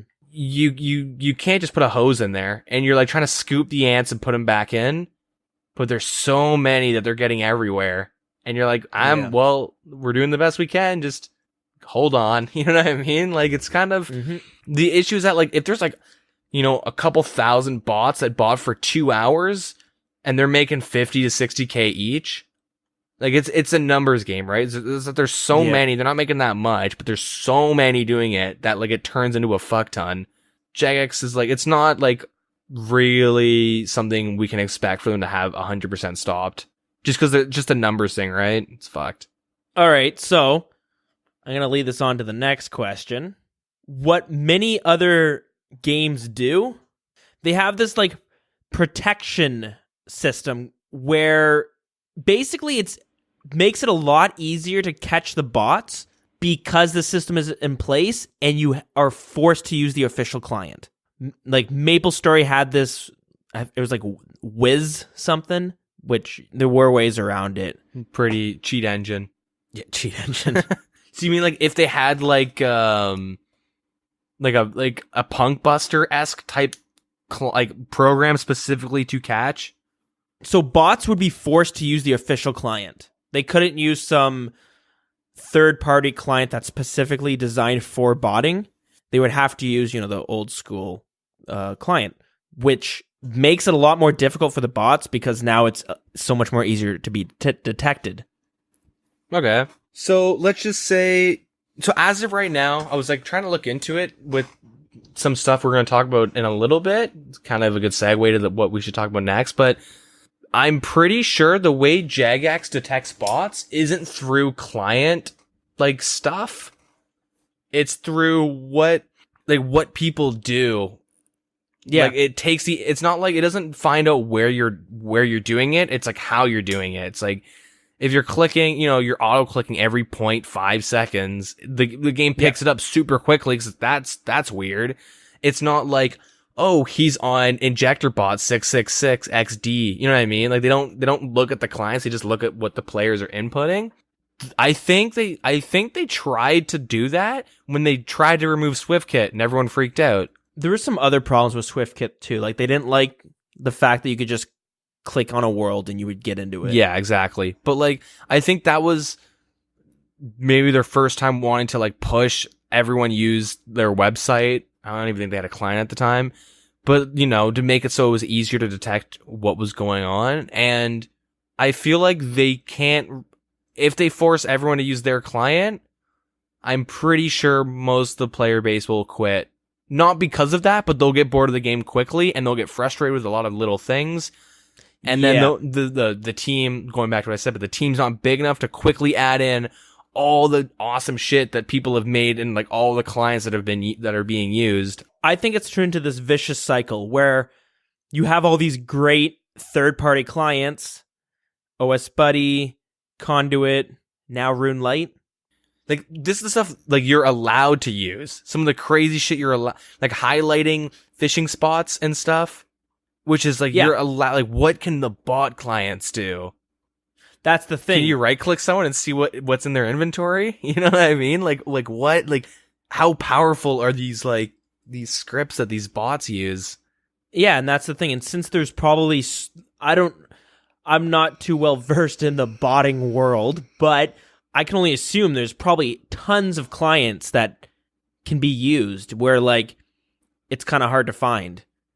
Whereas if old school RuneScape had a good client, like it was on par with some of the ones we see now and it didn't have some sketchy things, they could easily say no third-party clients. It's not allowed anymore. You have to use our client. I think that could make it easier for them to detect like bots and stuff. Like if somebody's using a third-party client, you instantly boom flag their account. You know what I mean? No, I do think I do think that would like really help on botting. Like you're 100% right. When you look at this is something I feel like we need to look more into, but I've dabbled in RuneScape 3. Never noticed that big of a botting problem. It's because there's no one playing it. I'm kidding. But But my question is this something that I'm just not seeing? Is there the areas that are being botted? Is it just like I'm not high enough level to see those areas? Or is it because they don't really have all of these third-party clients that are so popular to use? Well, RS3 definitely I saw some video about like when they did a big bot nuke on RS3. Yep. Where they effectively eliminated all botting for like a couple days and like everything was fucking dead. There's some like main spots that people do it. It'd be like like equivalent of like Blast Furnace, right? It'd be like if Jagex did a big bot nuke and you're like, there's 8 people doing Blast Furnace in the main world? What? Like, you know what I mean? Where like generally it's super fucking packed. Sure. Cause like we noticed the bot farms, but how many average player, like how often is the average player botting? Like I have no idea. When someone's not, if I try and start a conversation at like Redwoods or something and they don't reply, it's like they're probably watching a movie or like they're just not paying. Cause I do that shit all the time. Or you're checking the clan chat. Yeah, exactly. Right. I don't go like, he's not talking to me, instantly report. Like I don't think that. I do think it would help. Like I'm not too versed in the lingo, but from what I'm aware of is that there's 2 types of like cheating, I guess, if it comes to like hacking or bots. Is there's you do it before you load the game, so you could load up something before you open up the RuneScape client, which would like be, and you would inject it into the RuneScape client. That's probably what people would do. It'd be like equivalent to like Counter-Strike, right? Let's say you're playing Counter-Strike or Yep. I guess RuneScape because we're playing RuneScape. You would open up the program beforehand, and then when the client opens up and does it scan for cheats or well, your hacks, whatever, you know, the program hopefully is good enough to disguise itself so it doesn't get picked up. But then it's already been active. And then the other one, which gets caught more often, is that you would open up RuneScape and then load up Epic Bot Win XD, and then it would just attach to the program and start going.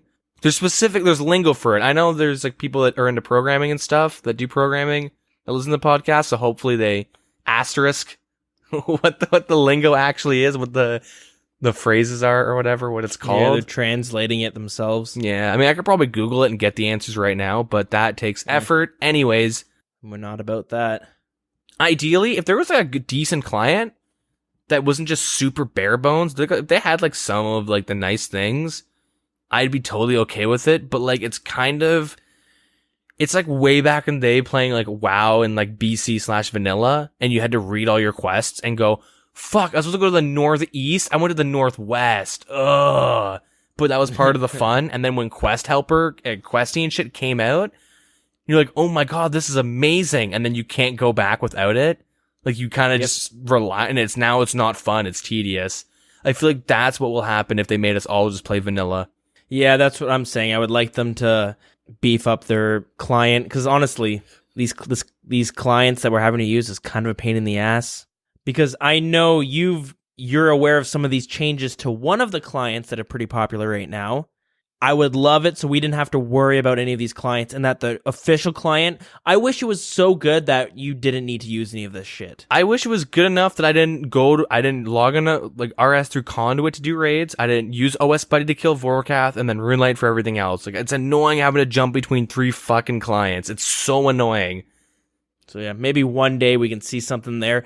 But moving that on, RuneLight has started being one of the most popular clients being used. OS Buddy was in the lead for a long time, but it's now being rivaled by our RuneLight.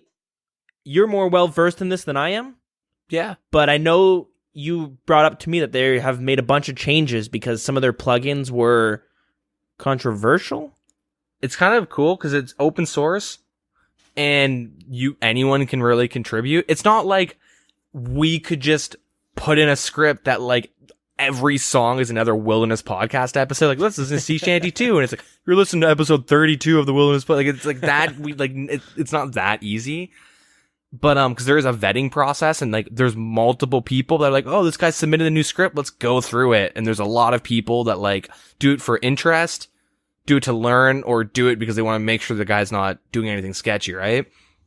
Sure. And like they have it's not like, oh, someone injected a keylogger into it. Like it's not like stupid. They have a decent system set up, and where a lot of people can contribute, even if it's just suggestions. It's pretty cool. Anyways, Wooks has been working on like a lot of plugins. He was actually working on one today, and one was to show multi and single lines in the wilderness.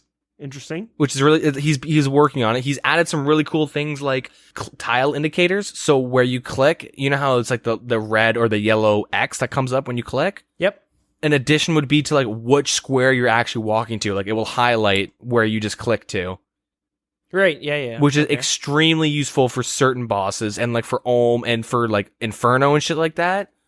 Like knowing where you're going exactly there's so many bosses. It would be so useful. That being said, because I guess there's so many people just kind of like helping out on the client, there's been like a lot of things that have been removed. So they had some things that were removed was like an AoE plugin.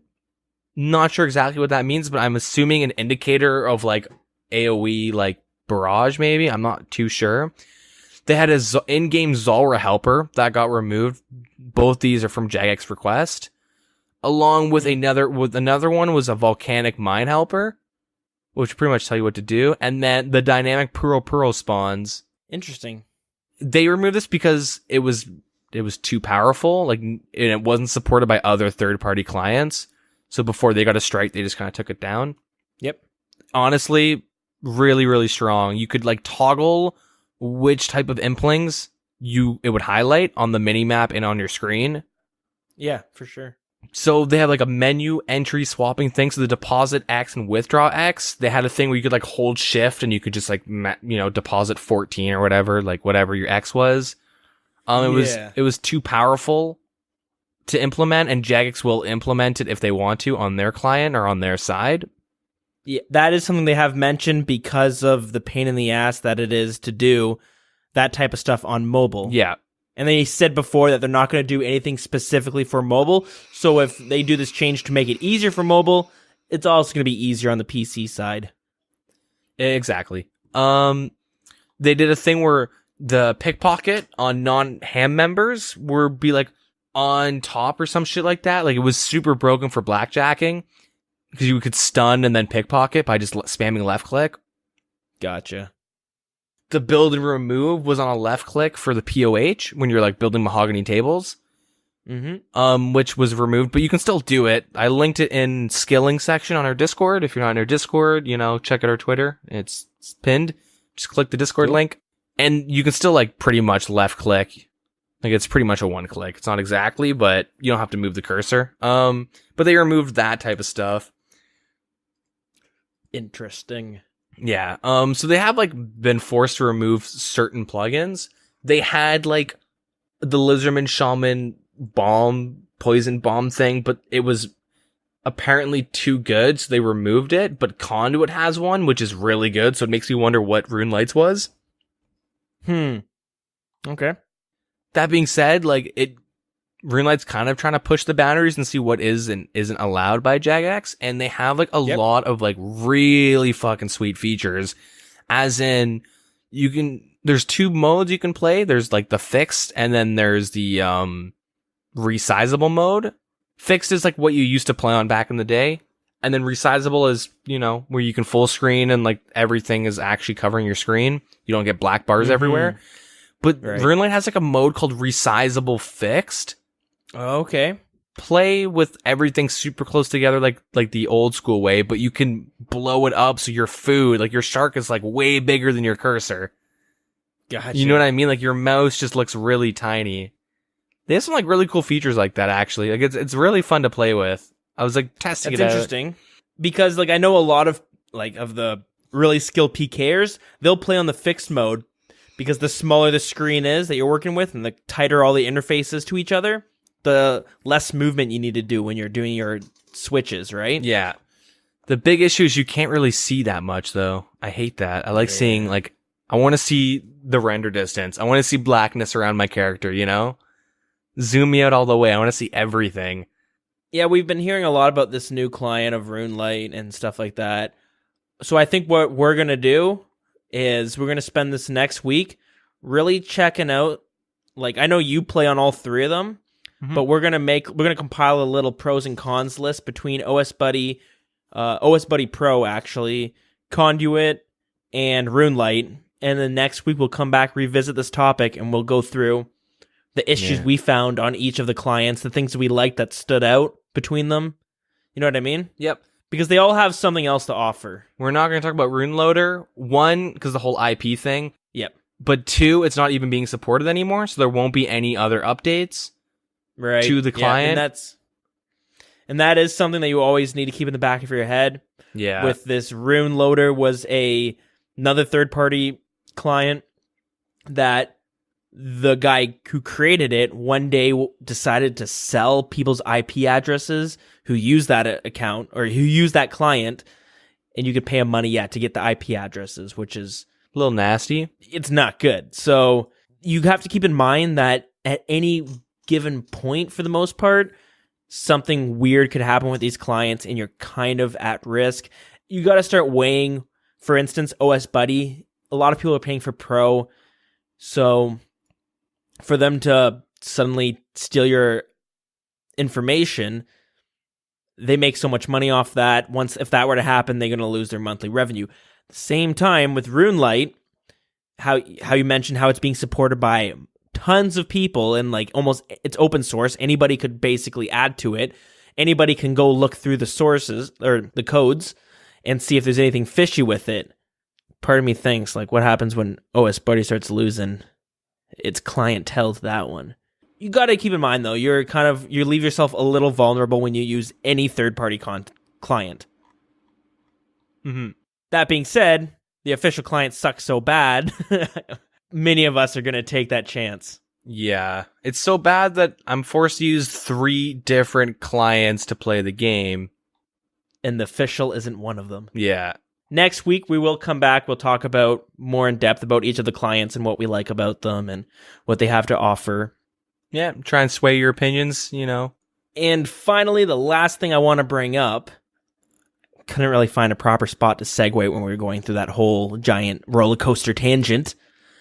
But Oldschool mobile client is going back on a closed beta. But this is more of a permanent beta. If you get accepted to this one, it's not going to be for a week. It's not going to be for 2 weeks. It's going to be across the boards until the game is released. Although I believe this is only for Android, at least at the moment. Yeah, they'll probably do Apple's like in another wave or so, right? Yeah. This one's going to be larger. The first one we saw was 2,000. I believe this one's 10,000. I did post the information in our Discord. Do we have to reapply? I'm pretty sure you do have to reapply. The link that I had posted, and I'll post it again once this episode is out, it brings you to their website. It's oldschool.runescape.com/info/mobile. Just in case you're scared of clicking the link and you're afraid of being phished. That's a fair caution to have. That's the official link, though. You can go through their website to find it. But it has a button there that says register interest. They will send you emails on updates on this whole mobile beta. So yeah, you probably have to register it again. If you get accepted, you'll be in it until it comes out. So you'll be able to enjoy it for weeks, months, depending on how long it takes for them to get it out. That being said, I feel like we have to say this every time something like this is kind of around the corner. If you do apply for this and they send you an email, don't assume that it is Jagex. Always go through the website. You know what I mean? If you get an email that says, click this link to register, log in, click your little, you got unread message. And if the invite information it will be there. Yeah, you always check the official website first. But I'm saying like you sign up for this and then you get an email later on with an update that says, we're now accepting applications for the new closed beta. Click this link to sign up. Still go to the website first and travel through all the menus and do it that way. Yeah. Because it could be a coincidence and some phishing site just randomly throwing them all out there and you just were one of the unlucky ones to get selected. Yeah, and you get hacked for 60, 50, and 25 bill. Yeah, over the course of like the rest of your life. Yeah. So yeah, always take the necessary caution. Use the website. And then yeah, as Deegan said, after you've signed up and they're giving out the beta keys, and you get an email that'll say, hey, your beta key number is blank. Click this thing to download the link. Go to the website first. check the message center, and you will have pretty much the same message there that as you got in your email with the same beta key. Match those up, you're good to go. So, yeah, as you can see, somebody who had billions of gold was able to be tricked by a phishing site. So, rich doesn't mean smart, Dills. Yeah, I know. I mean, you're making that much money. You're being stupid at the duel arena. You're chucking. That's not a smart thing, so... You don't think he's woodcutting magic trees? No, something tells me he's not. Maybe he got some really good bird's nests. Yeah. A huge streak, over and over, nonstop. Like, a couple thousand in a row with, like, magic seeds in them. Filling up his inventory with the bird seeds, or the bird nests instead of magic logs. Maybe he bought, like, 30 T-bows for 1 GP. Yeah. Sold them 1.2 bill. Maybe he got like 100 T-bows in a row. Yeah, who knows? Yeah. Maybe he's botting. Yeah, maybe that's he's botting it. his money. Maybe he's buying it. Yeah, maybe he's buying it. A lot of bonds. A lot of bonds. Is there anything else that we need? That we No, missed that's out? about it. So I know everyone's excited for this mobile update, so I figured I would bring it up. Getting into the closed beta would be fucking sweet. Do we mention how Raids 2 is coming out on the 7th? Ooh, good call. I almost forgot about that.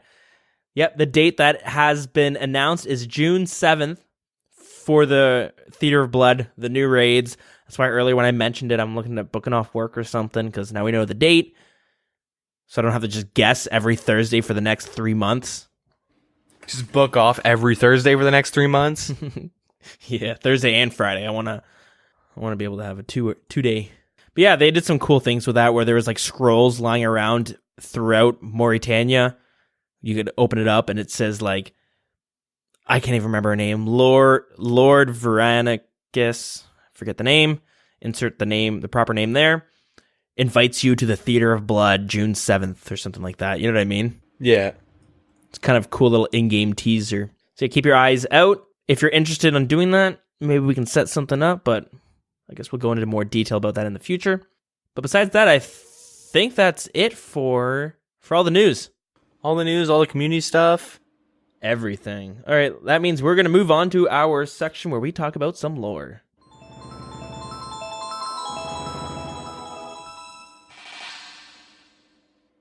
This week, we're going back and revisiting the races of RuneScape. And the one we're going to talk about this week is the Dragonkin. These powerful and intelligent dragon-like creatures were the original creators of weapons and armor made out of orichalcum metals, a material which is known by adventurers today as dragon equipment. When the Dragonkin first arrived onto Gielinor, they were enslaved by the elder god Jas, and given the task to guard the Stone of Jas. When this stone is used, the Dragonkin can feel pain and eventually become enraged, causing them to seek out destruction. They refer to this pain as the curse. Most Dragonkin, but not all, succumb to this. The ones who are able to avoid the curse focused on lifting through many experiments in laboratories hidden throughout the world. Dragonkin are not able to reproduce, so in these laboratories, they attempted to create beings of the same lineage as themselves. The results of this were the first creations of dragons. During the Fourth Age, the Dragonkin who were suffering from this curse fell into a rage and began attacking human settlements. While these attacks were happening, other Dragonkin were performing experiments where they bred dragons infused with lizard blood. Hoping to create a dragon possessing greater strength and aggression than any of the other dragons they had created, they injected spores from a certain fungi. The first of these experiments took place in a laboratory on Crandor, where they succeeded in giving a green dragon heightened aggression after hundreds of trials. This is when we see the birth of the dragon, Elvarg. Afterwards, they moved the laboratory onto the island of Ungale, where they began experimenting on blue dragons. Their next creation only seemed to gain greater strength, while the aggression did not change. This is when we see the birth of the dragon, Vorkath. And after that, they created their largest laboratory on the island Lithgren. They began experimenting on demons, giants, and specters. This caused the attention of the heroes Robert the Strong, Avas, Kamora Shazian, and Tristan Corvo, where they venture onto this island to encounter the Dragonkin. During the assault done by the heroes, many of the Dragonkin retreated and locked themselves within the Lithgren vault. During this battle, Ava was killed. After decades of fighting, the Dragonkin retreat into the fortresses. This marks the end of the event known as the Dragonkin conflict. Many of the ancient caverns were created by the Dragonkin, but there are very few remaining today. This ancient race have their own language, but very little is known about it, although most that are encountered are able to speak the common tongue. And that's where we're going to end this episode of Lore for this week. Eventually, we'll go into detail about the quest Dragon Slayer 2, which is where we'll learn some current events going on between the Dragonkin and humans.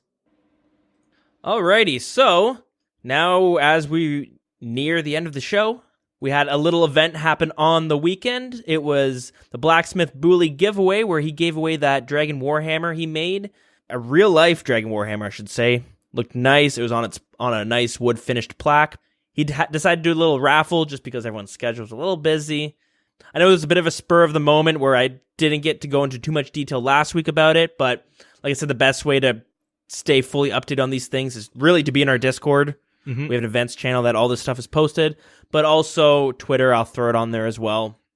But yeah, that being said, congratulations to Weston on winning the Dragon Warhammer. So hopefully you enjoy that. And again, I want to send a thank you to Booley. He does this all on his own. He organizes it, sets it all up on his own, builds the thing himself, or smelts it, welds it, creates it. Mash and blast some stick with a stew. Yeah. So that's really cool to see. So yeah, I want to thank him for having all these really cool events. So yeah, that's always an awesome thing to see. That being said, probably wondering, well, what is your Twitter? How do we stay updated with this stuff? Good question. Our Twitter is @TheWildernessRS, and our Facebook is facebook.com/TheWildernessPodcast. Our email is thewildernesspodcast@gmail.com. Our in-game clan chat is WildCC, where you can come hang out and do whatever. We usually got some guys bossing or looking to boss or PK or something, or when the new raids come out, you can come in there to look for a group maybe. I don't even know. But yeah, our Discord will be posted on both Twitter and Facebook. There should be a link there. If you have a problem accessing it, let one of us know in-game or through an email or whatever it is, and we can get you a link out. I don't think I'm missing anything. Deegan, you got some things you want to throw out there? Twitch, Twitter, DeeganRS. Consistently inconsistent with my streaming. That's the way to do it. Yeah. Sometimes I'll sit there and stream like 8 hours. Sometimes I got time for like 1. Nice. Don't really have a schedule yet. Twitter, I'm pretty much inactive, so I don't know why I'm saying this, because I want you to come follow them, so come follow them. Maybe it'll change things as you get more followers. Yeah. Who knows? Any updates on your little, your little fun stream that you had planned? I'll be pretty close. I don't want to like I could get it easily set up for next week. I'm pretty much there. I want to have it all done before I'm going to have everything set and then I'll announce a date. I don't want to feel like I'm rushing it. Yep. I mean, I could have it set. Yeah, I'm still in the process of like making it, I guess. So once I'm done it, I will probably 2 weeks from now. Like for next week, it'll be done and I'll do my little announcement. Cool. Good stuff. All right. Yeah. So yeah, next week we will revisit that. I guess that's it. Should we get on out of here? Yeah, I think it's time.